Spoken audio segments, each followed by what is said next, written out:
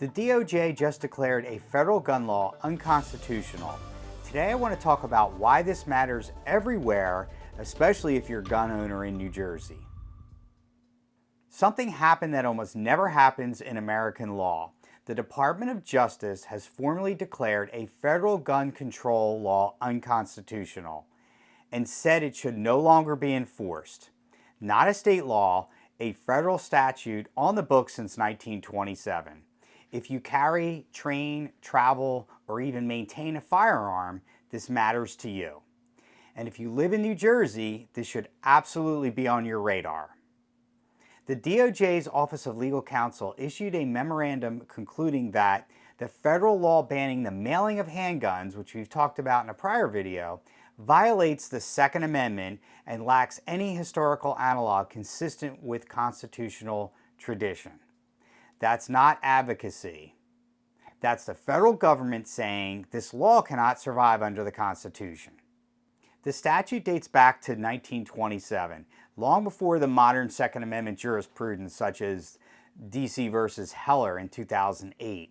Also long before modern interstate travel realities and long before the Supreme Court clarified how gun laws must be judged in the Bruin decision in June of 2022.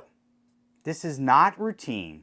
The DOJ almost never declares its own federal statutes unconstitutional. Historically, they defend them or quietly stop enforcing them without explanation.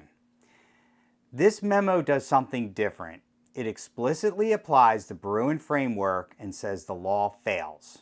This is a signal, not just to lower courts, but to states like New Jersey that rely on layered restrictions, friction, and procedural exhaustion to suppress lawful gun ownership. The DOJ's reasoning matters more than the outcome. The memo explains that the Second Amendment doesn't just protect possession or carry, it necessarily protects ancillary rights required to exercise the core right. This includes the right to acquire firearms, the right to transport them, the right to train with them, the right to maintain and repair them. The memo states plainly the right would be meaningless if the government could prevent citizens from ever receiving such arms. That sentence alone should make state legislators nervous. Here are some real-world examples that show why this isn't abstract. The DOJ didn't speak in theory, it spoke in reality. The memo gives examples many of you already understand. So flying through hostile states like New York, losing federal transport protections during, say, an overnight stop, or being denied firearm transport by buses, airlines, or even other carriers. In those cases, mailing a handgun may be the only lawful option other than going through FFLs at a cost, of course. And this statute made that impossible. This is exactly how rights get functionally erased, not by bans, but by logistics.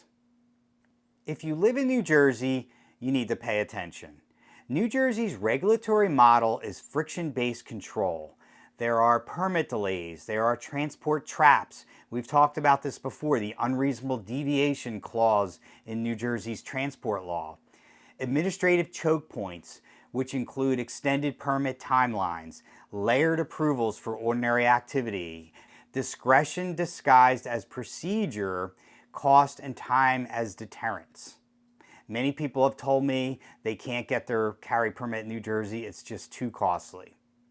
There are also forced intermediaries such as mandatory FFL involvement for routine actions such as transferring a firearm to a friend, which means in those cases there is really no direct path for lawful gun owners that want to deal directly with each other. Another forced intermediary are risk transfers such as NICS errors or transfer errors. There are also limited availability bottlenecks such as when FFLs close or they relocate. This matters because a right exercised only at the convenience of intermediaries is not fully a right. This DOJ memo directly undermines that approach. When the federal government says you have a constitutional right not to just possess, but to receive, transport, and maintain arms, that reasoning doesn't stop at the state line.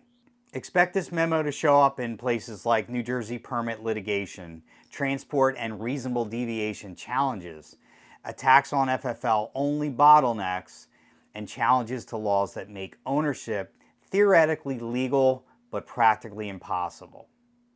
So folks, this is not the end, this is really a starting point. The courts move slowly, as we've seen. Cultural shifts don't. When the DOJ concedes constitutional ground, it changes the litigation terrain nationwide. States that built their gun laws on inertia, ambiguity, and exhaustion, like New Jersey, are now standing on thinner ice. This isn't about celebration, it's about awareness. Rights don't disappear all at once, they kind of erode quietly. This doesn't erase the restrictions overnight, but it weakens the legal foundation they're built on. And sometimes they get restored the same way, one layer at a time. But before you go, there's one important reminder. This DOJ memo does not change New Jersey law today. Permits, transport rules, and FFL requirements are still in force. This is not a green light to alter how you buy, transport, or ship firearms. What it does change, in my opinion, is the legal landscape going forward. For now, stay compliant, stay informed, and don't test boundaries. I'll cover updates when something actually changes. Thanks for watching.